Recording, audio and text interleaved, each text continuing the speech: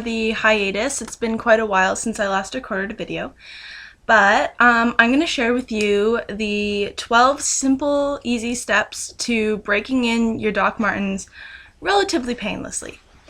So I'm going to break it down to two sections. The first section is how to deal with breaking them in just normal, just sucking it up and dealing with the blisters. The second section is how to alter them or use other methods in order to stretch them. So first off, I'm going to explain some common problems about Doc Martens and why you should go ahead and buy them anyways, even if you are experiencing these problems. So these are the ones that I bought. They're the Union Jacks. I bought them for a couple of reasons. First of all, because they're awesome. Like, I own Union Jack everything. It was about $8 more expensive, but it fits better over the top. So the first common problem that you're going to encounter is that this part right here is ridiculously tight on the normal 1406 black smooth leather shoes are going to be extremely tight right here. Now, even if you think that you're having like a really tight, like your feet are falling asleep or it's cutting off the circulation to your toes, sadly it's normal, and that's just how it is with Docs. So the next problem is right here. So you'll notice that I've only worn these once so far, but this is going to bend in when you're walking, and so you're going to get some nasty ass blisters right here. Now that will go away with time. This will become bendy. Now this is the smooth leather option, so it's the hardest leather to break in, so it will take a while. So you're going to get blisters here.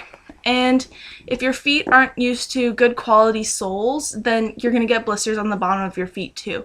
So expect your feet to be bruised on top, blistered on the bottom, blistered at the back, and perhaps you might have blisters right here as well. Okay, so we'll start with the list of if you just want to go ahead and break them in without trying to alter the boot in any way. You just want to go for it and you want to earn the boots. So first of all, what I recommend, and what a lot of people in the army recommend, is taking a pair of pantyhose. They're also called tights, leotards, whatever. Cut the feet off and wear a pair of those underneath your regular socks. I also go so far as I wear a pair of stretchy socks like this. So put those on first. And then on top of that, I'll wear a big fuzzy sock. So one of those fuzzy guys that, I don't know, you get at Christmas. So plop that right on there. And that'll almost completely stop the rubbing against the back of your foot. And underneath it'll feel a lot better. Now if you notice that your Docs are too tight to get thick socks in, then you've bought the wrong size. So size is very important. You want to make sure that you definitely have the right size, and usually at places that sell Docs, they'll measure your feet for you because they know what they're talking about. So number 4 is you can polish them. Now the polish, when you polish them, it'll soften the leather. Not a lot, but it will add some chemicals to the balance, and so you just rub it in. Obviously I can't polish the toes on these because I don't want to ruin the colors, but you put some black polish here and on the back, and eventually that'll work. When you buy the Doc Martens, it'll either come free or they'll bug you to buy it. It's called Doc Martens Balm, and you can just rub the balm all over and that'll soften the leather up for sure. So the next thing that I recommend is that you alternate days. So what I do is I wear these one time a day, or like once a day, and then I take them off for a day, let the blisters close, and then wear them again. The whole idea is that you want the blisters to not to bleed, but to callus. So it's the same thing if you're playing a guitar. You don't want to play until your fingers bleed because that'll get rid of your calluses. So another thing that you can do if you just want the regular blacks instead of the Union Jacks, you can go for the soft leather option. Now what this is smooth. So you can see that it's shiny and it looks brand new, exactly like Doc Martens are. look like in general, because this is the normal kind of leather you're going to get. However, I did try on the soft leather option, which isn't as shiny. They look a little bit more worn in, but it's definitely more pliable, and it'll definitely help you feel a little bit better. So the next thing that you should do is you should go on a schedule for your dogs. So on the first day, wear them for 4 hours. Second, 5 hours. Third, 6 hours. And in that way, you're just letting your feet go, get used to them a little bit better. So wear them either in the house or outside. The good thing about wearing them in the house, if you're walking around doing housework, is you can take them off whenever you want. If you're outside and your feet begin to hurt, like, Lord help you, it's gonna be some kind of hell getting home. But yeah, if you are wearing them inside, you have to be walking around, because what you want is for the dogs to fit to your feet. So now we're gonna move on to the altering or the changing of the boots. So there are a lot of different popular ways to alter your docs in order to make them easier to wear. Now, I didn't do any of these personally because I was really scared. Like, these were $180 boots. Well, they're $159 for the Union Jacks, but with tax $180, and so I really didn't want to ruin them because I want them to stick around for a long time. So what I have heard, and what seems to work for a lot of people, are the following.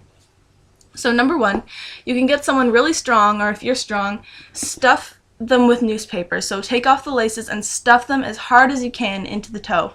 So that'll stretch out this part up here.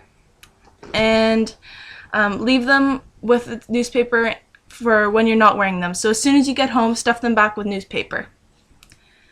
The third thing that you can do is you can take a hammer to them. So you can just bang the crap out of the toe and this part and here. Now, the only danger in that is that you're going to get rid of that smooth, brand new dock look, which I love, and so I didn't want to do that. But that's a common method and has been used for like 40 years. So another thing that you can do is you can go and have them stretched. So what that means and what the process is you can go to any leather store or any shoe repair store. In Canada, it's Moneysworth and Best that you can find in a lot of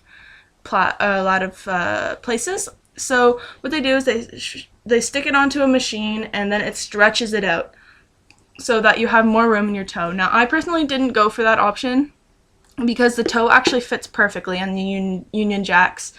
I found that the 1406, those ones, were tighter, like super tight here, but the Union Jacks were perfect for my feet, so I didn't go for that option. Another one that I've heard of is you can take a baggie full of water, make sure it's nice and tight, and then you stick it into the toe, and then you stick it into like a deep freezer, and it'll freeze. And as we all know, when water freezes, it expands. So it'll expand the toe, and you'll have a lot more room and a lot more place for your feet to go. And then when you take out the bag, you can microwave it a little bit, whatever you want to do to get it out. Once it's hardened enough, though, you can leave it out and let it just get totally wet and soak the boot, and then you can wear the boots while they're wet, which will completely stretch them out and help them mold to your feet a lot faster. So it's the same principle for this next technique, but it's called the shower technique. So what you do is you put these on and hop in the shower, and you let them get nice and soaked, completely wet, and then wear them for the rest of the day while they're wet. Now, this sounds like a recipe for smelly feet and broken leather and all that kind of stuff, so I recommend that you don't do it, though a lot of people have done it completely successfully. I just would rather go regular and break them in however I want to break them in. So if you're wondering what I've done so far, I've only had this pair for a week, and I've only worn them once because they tore my feet up to the point where I couldn't walk. It was really bad, so my feet are bruised, bleeding, and all that kind of stuff, but I'm gonna wear them anyways because I love them and I really want to wear them, so we'll see how that goes. But yep, here they are, Doc Martens, and I hope that you all decide to get some, and if you have any more questions about docs, please ask me.